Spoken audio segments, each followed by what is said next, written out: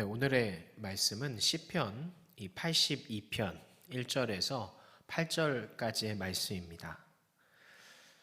여러분, 올해 상반기에 종영한 이 모범 택시라는 드라마를 보셨는지 모르겠어요. 이 모범 택시라는 이 제목의 드라마가 어떤 내용이냐면 굉장히 좀 자극적인 내용일 수 있는데 어떤 우리가 사회 전반적으로 이 제대로 법의 심판을 제대로 못 받는, 그러니까 우리가 보기에 이게 너무 법의 그 심판이 너무 약한 것이 아닌가, 분명히 잘못이 있는 건데 제대로 처벌하지 못하는 그런 심증이 가는, 그런 우리의 눈살을 찌푸리게 하는 그런 예들이 있죠. 그래서 그런 것들을 사회 부조리라든지 제대로 이 법의 이 벌을 제대로 받지 못하는 이들을 이 모범 택시 기사와 그의 동료들이 대신 처벌을 해주는, 어떻게 보면 해결사 역할을 하는 그런 드라마입니다. 실질적으로 그런 사람들이 있다고 한다면 그것은 어쨌든 법의 테두리 안에서 잘못된 행동이죠. 그리고 또 다른 폭력을 낳을 수 있는 것이고, 그런데 그 드라마가 생각보다 많은 성공을 거두었고 화제가 있었고 또 많은 호응을 이끌어냈다라는 거예요. 자극적인 소재임에도 불구하고 말이죠. 그렇다는 얘기는 오늘날 우리가 그러한 것을 대리 만족을 하는 상황인 거잖아요. 그러니까 우리가 생각하기에도 그런 부조리한 게 있는 것 같다 라는 것에 공감을 하는 것이고, 우리 대신 누군가가 영웅처럼 나타나서 그렇게 처벌을 해줬으면 좋겠다 라고 하는 마음이 우리 안에 은연중에 있다는 것을 보여주는 반증이기도 한 거죠.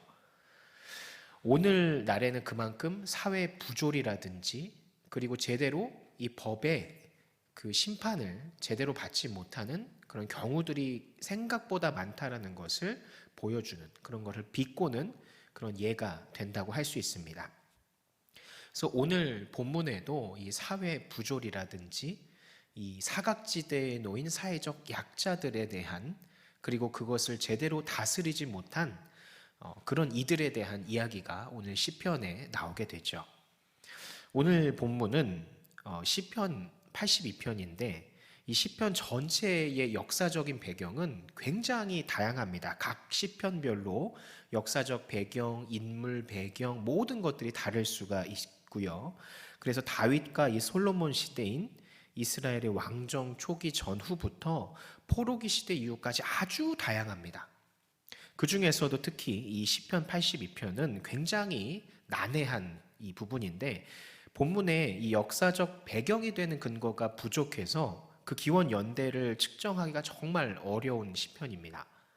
또 이 표제를 보면 아삽의 시라고 되어 있는데, 이 아삽이라고 하는 인물에 집중을 해봐도 이게 이 다윗과 솔로몬 시대의 찬양 지휘자였던 그 아삽인지 아니면 포로 귀환 시대까지 거슬러 가는 그 아삽의 후손인 그 아삽인지 정확히 알 수 없기 때문에 이 정확히 역사적인 배경이 어디에 근거하는지 측정하기가 어렵다라는 거죠.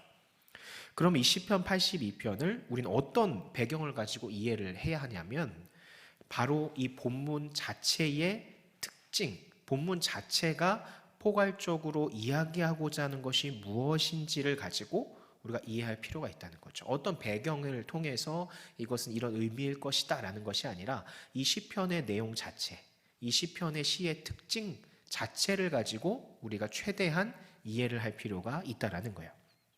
보통 이 시의 언어라고 하는 거는 제목이나 본문에 나타나는 정보가 부족해서 일반적이고 보편적인 특성을 띌 수밖에 없어요. 마치 신약 성경을 보면 바울의 가시와 육체, 그러니까 육체의 가시에 대한 부분이 나오죠. 그래서 이거가 그 바울의 신체를 뜻하는 건지, 신체의 질병, 아픔을 뜻하는 건지, 장애를 뜻하는 건지, 아니면 어떤 죄성을 의미를 하는 건지 정확하게 드러나 있지 않기 때문에 오히려 오늘날 그 본문을 묵상하는 우리가 다양한 그 육체의 가시를 떠올리고 공감을 하게 만드는 거죠. 이것과 같은 맥락이라는 거예요. 육체의 가시가 정확히 바울의 어떤 부분인지 모르기 때문에 어떤 질병인 건지 어떤 아픔, 슬픔인 건지 정신적인 부분인 건지 진짜 신체에 관한 부분인 건지 알 수 없으니까 우리에게 육체의 가시라고 느껴지는 그것들에 대해서 다양하게 우리가 공감을 할 수 있다는 거예요. 이것과 같은 맥락으로 우리가 시편 82편을 바라봐야 한다는 겁니다. 그래서 이 본문이 오늘 이 드러난 내용을 가지고 이 시편 82편이 말하고자 하는 게 뭔지를 우리가 살펴보려고 합니다. 1절의 말씀을 보면 하나님께서요 신들의 모임 가운데에서 재판, 그러니까 심판을 하고 계세요. 하나님이 가장 상석에 계시고 좌우로 이 신들이라고 불리는 사람 이들이 이 나열을 해 있는 모습이죠. 그곳에서 하나님께서 지금 일어서시며 호통을 치시는 그 모습을 우리가 그려볼 수 있죠. 여기서 흥미로운 거는 하나님께서 일어서 계시다라는 거예요. 보통 이스라엘은 재판을 할 때 앉아서 재판을 했다라고 하는데 지금 일어서서 재판을 하신다라는 것은 이례적이죠. 굉장히 특별한 거죠. 즉 특별한 경우에 그러했다라는 것을 우리가 생각을 해볼 수 있어요. 그러니까 지금 이 신들에 대한 재판이 아주 중요하고 심각한 상황이다라는 것을 하나님이 일어서 계시다라는 거 하나만 가지고도 우리가 생각해 볼 수 있다라는 거죠. 그리고 지금 재판의 주요 안건이 정말 하나님이 일어서실 만큼 중요한 것이고 오늘 본문의 핵심적인 내용이 될 것이다 라는 것을 우리가 생각해 볼 수 있다는 거예요. 다음에 2절을 보면 신들의 이 잘못을 꾸짖으시는 하나님의 모습을 볼 수 있어요. 불공평한 판단을 해서 악인들의 낯을 봤다라는 거죠. 여기서 낯을 보다라는 말은 원어로 판님, 나사. 그러니까 판님은 얼굴을 뜻하고요. 나사는 들어올리다, 봐준다 이런 뜻이거든요. 그러니까 악인의 얼굴을 들어올려 봐준다. 그러니까 악인의 편을 들어주었다라는 거예요. 그러니까 공평한 재판을 해서 악인들 편이 아니라 약자들의 편에서 공정하게 판단을 하고 재판을 하라고 이 신들을 앉혀놨더니 명령을 했더니 그 명령을 지금 제대로 못 지켰다고 하나님께서 일어서셔서 꾸짖고 계신 상황이 바로 지금 본문의 상황이라는 거예요. 그러니까 이 잘못에 대한 대가는 뭐냐면 7절에 나와요. 그러나 너희는 사람처럼 죽으며 고간에 하나같이 넘어지리로다. 너희는 본래 6절의 말씀처럼 신들이고 지존자의 아들로서 영생의 존재였는데 아주 중요한 책임을 다하지 못해서 심판받을 거야. 그 심판의 결과는 뭐냐? 가장 최악의 벌인 너희가 유한한 존재, 일개 사람처럼 고간의 하나처럼 죽는 것이다 라고 지금 이야기를 하고 계신 거예요.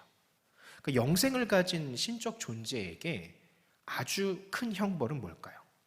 바로 이 영생이 없어지는 게 가장 큰 형벌이겠죠. 그러니까 하나님께서는 공평한 재판을 통해 하나님의 정의를 세우지 못한 신들에게 최고의 형벌을 지금 내리신다고 선포를 하고 계신 거예요. 그러니까 이 얘기는 뒤집어 말하면 하나님이 최고의 형벌을 내리실 만큼 공평한 재판, 그러니까 하나님의 정의가 세워져야 한다는 것을 굉장히 중요하게 여기고 계시다. 하나님의 권한을 부여받은 이들에게 이 약자들을 돌보는 것이 그들의 편에 서서 공평하게 행해야 하는 것이 아주 중요한 그들의 책임이다라는 것을 보여주는 거죠. 또 이어서 3절과 4절을 보면 그러면 구체적으로 이들이 어떤 공평하지 못한 약자들에 대해서 잘못을 했는지 하나님께서 나열을 하세요. 그것은 바로 나와 있는 대로요. 가난한 자, 고아, 곤란한 자, 빈궁한 자, 궁핍한 자들에게 공의를 베풀고 그들을 악인들의 손에서 건져 구원을 했어야 되는데 그것이 너희의 중요한 책임인데 그것을 못했다라고 지금 꾸짖고 계시는 거예요. 그러니까 여기서 한글 성경으로만 보면 잘 안 보이는데 원어로 보고 또 반복해서 보면 흥미로운 이 문학적 특징이 드러납니다. 먼저는 이 3절, 4절에 비슷한 의미의 단어들이 계속해서 반복이 돼요. 가난한, 고아, 곤란한, 궁핍한. 4절은 가난한, 궁핍한.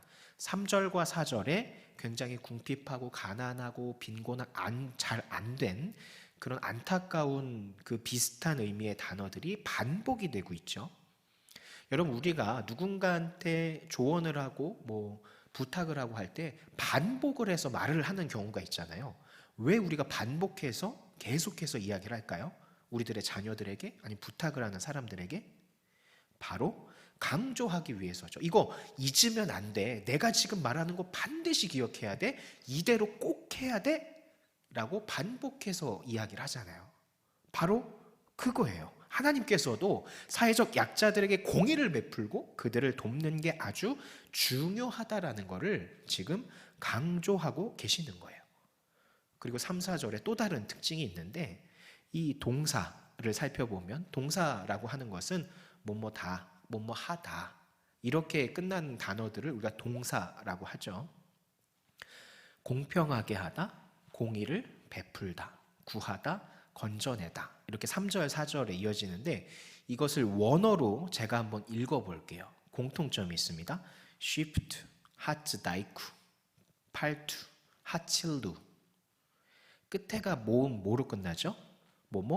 우로 끝나죠.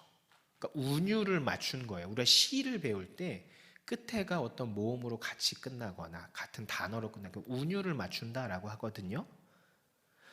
그러니까 요즘 말로는 라임을 맞춘다 이렇게 이야기를 해요. 그 노래나 뭐 힙합 같은 랩 이 가사를 보면 한 문장의 끝, 한 단어의 끝을 똑같이 어떤 단어라든지 모음을 맞춰서 우 이런 식으로 끝을 동일하게 이렇게 맞춰요. 그 운율을 맞추는 것인데, 이렇게 운율을 맞춰서 반복이 되면 어떤 효과가 있을까요? 귀에 쏙쏙 들어오니까 우리가 더 귀에 잘 들어오고 기억하기가 쉽겠죠. 그리고 그렇게 귀에 쉽게 우리에게 반복해서 들려준다는 것은 뭐죠? 이거 중요한 거니까 기억해야 돼. 이거 정말 중요한 거야 라고 강조하는 것과 같은 거겠죠. 그러니까 하나님께서는 이 3절, 4절의 내용을 운율을 통해서도 지금 강조하고 계신 거예요. 사회적 약자들에게 공의를 베풀고 그들을 돕는 것, 그들의 편에 서야 하는 것이 정말 중요한 책임으로 내가 너희들한테 맡긴 거야 라고 지금 계속해서 강조하시는 한편 꾸짖고 계신 거죠. 이 중요한 책임을 맡은 신들이 그 책임을 다하지 못해 6절, 7절의 말씀처럼 가장 큰 형벌인 유한한 존재로 전락하는 신세가 된다고 말씀하시는 거예요.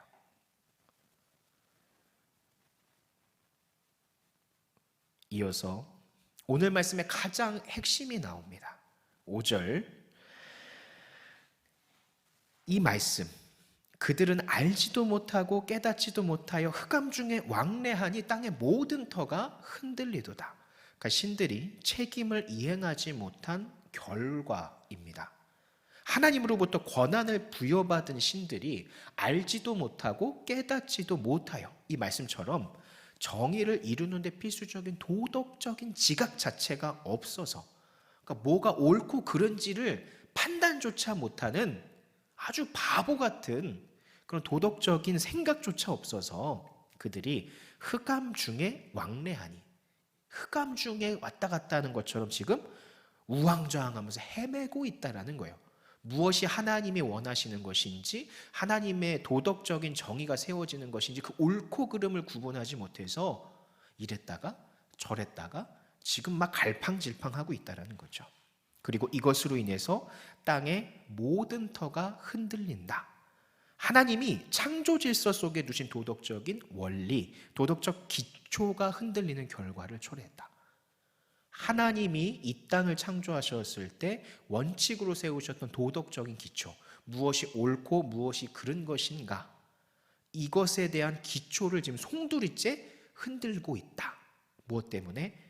이들이 하나님이 맡기신 공의를 베풀고 정의를 베풀라는 그 명령을 제대로 수행하지 못했기 때문에 아주 지금 큰 죄를 지었다라고 이야기를 하시는 거예요. 그리고 이런 결과로 인해 아까도 계속해서 말씀드렸지만 6절과 7절의 말씀처럼 너희는 가장 최악의 형벌인 유한한 존재로 전락하고 말 거야. 이런 이야기를 하는 거죠. 8절에 하나님이 일어나사, 그러니까 여기서도 하나님이 일어나신다라고 일어나소서 이렇게 표현을 하고 있죠.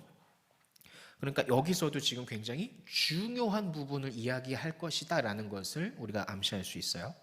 세상을 심판하소서 모든 나라가 주의 소유이기 때문이니이다. 이렇게 지금 시인이 기도하면서 시편 82편이 끝이 나요. 그러니까 시인은 신들의 모임이라는 이 설정을 통해서 하나님으로부터 책임을 부여받은 이들이 사회적 약자들의 편에 서서 하나님의 정의를 세워야 하는 것이 정말 중요하다는 것을 강조하고 있고요.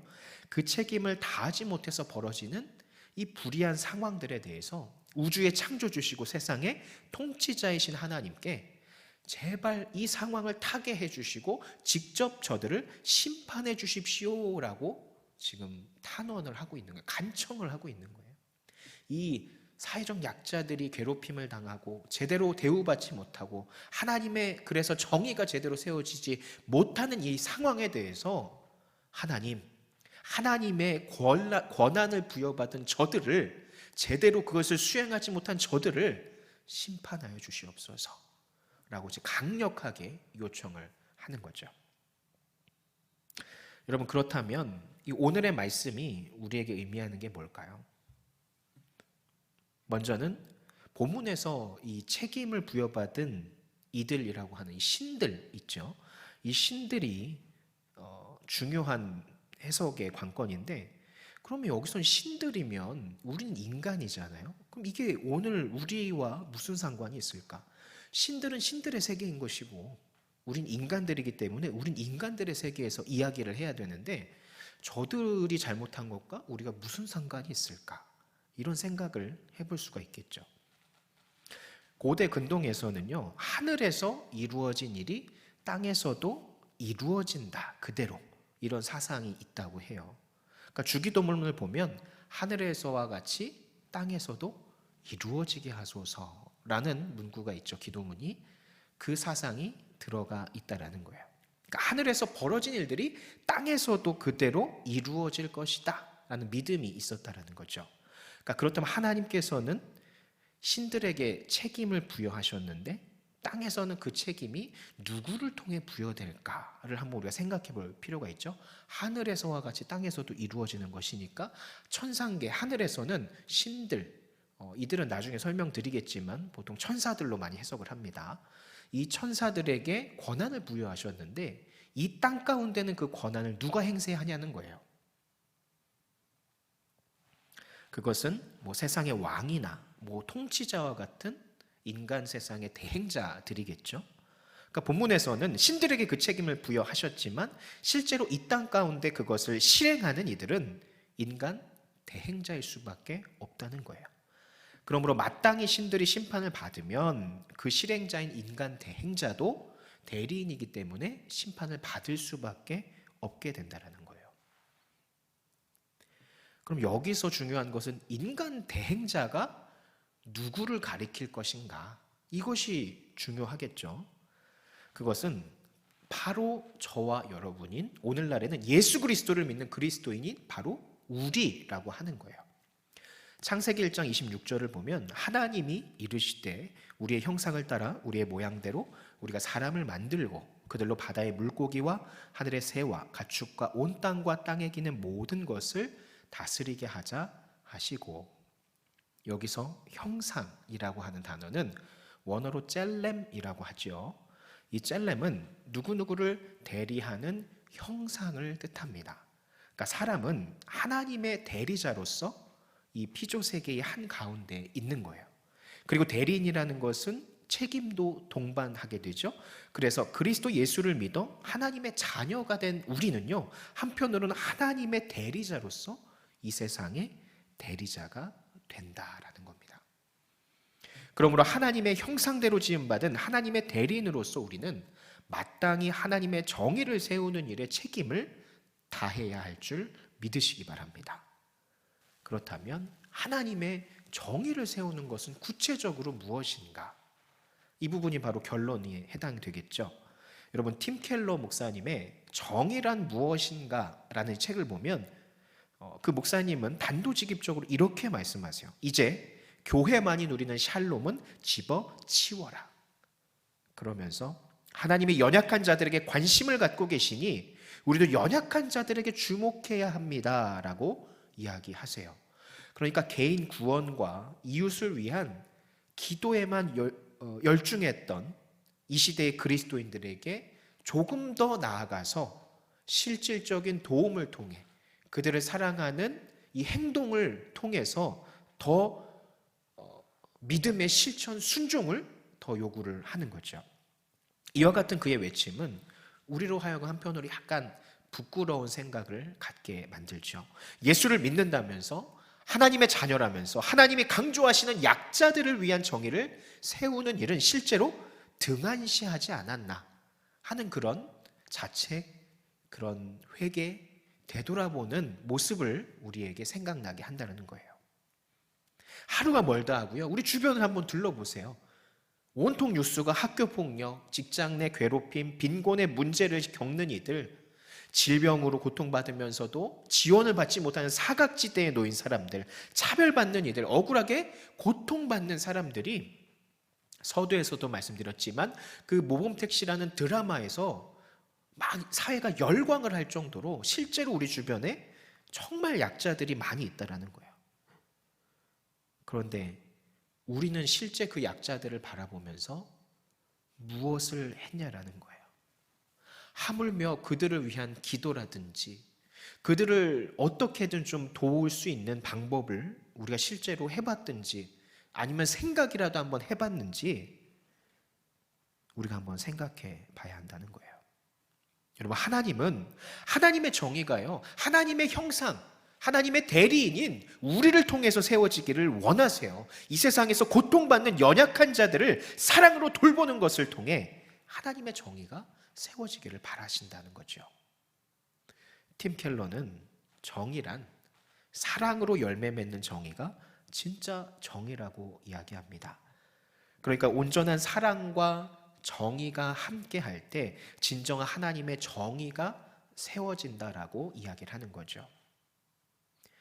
마가복음 12장 31절에 내 이웃을 내 자신과 같이 사랑하라 하신 것이라 이보다 더 큰 계명이 없느니라, 이렇게 말씀하세요. 여러분, 이 이야기는 하나님의 은혜를 입어 구원을 받은 자라면 하나님을 사랑하는 만큼 그 이웃도 돌봐야 한다는 것을 이야기하는 거예요. 그만큼 이웃을 돌보는 것, 이걸 통해 하나님의 정의가 바로 서는 것이 중요한 것이라는 것을 이야기한다는 거죠. 여러분, 이번 한 주간 여러분의 도움이 필요한 이들을 정하시기 바랍니다. 주변을 살펴보셔서 그들을 선정하시기 바라요. 그리고 그들에게 어떠한 실질적인 도움을, 내가 기도하면서 실질적인 도움을 무엇을 줄 수 있을까? 그것을 한번 생각해 보세요. 그리고 실질적인 도움을 여러분 순종이라 생각하고 그들에게 주시기 바랍니다. 하나님은 그것을 기뻐하세요. 그걸 통해 하나님의 정의가 세워진다고 하는 거예요. 여러분, 그 하나님의 정의가 세워지는 여러분들의 그 순종, 그 행동 하나를 통해서 한 영혼이 하나님께로 돌아오는 놀라운 역사가 일어난다면 하나님께서 얼마나 기뻐하시겠어요.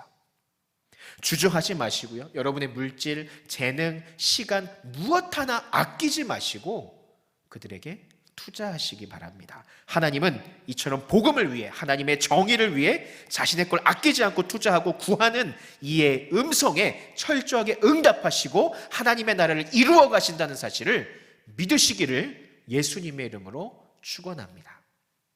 기도합니다.